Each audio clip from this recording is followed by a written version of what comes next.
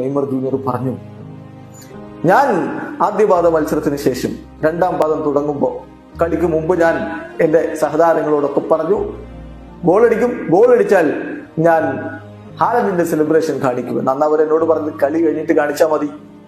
പക്ഷെ ഞാൻ പറഞ്ഞു, ഞാൻ ഗോൾ അടിച്ചാൽ കാണിക്കും, അത് ആദ്യ മിനിറ്റിലാണ് ഞാൻ ഗോൾ അടിക്കുന്നതെങ്കിൽ അതപ്പൊ കാണിക്കും. അന്ന് എന്നോട് സഹതാരങ്ങൾ ചോദിച്ചു, അപ്പൊ നമ്മൾ തോറ്റാലോ, പിന്നെ അത് വലിയ രൂപത്തിൽ വഷളാവില്ലേ?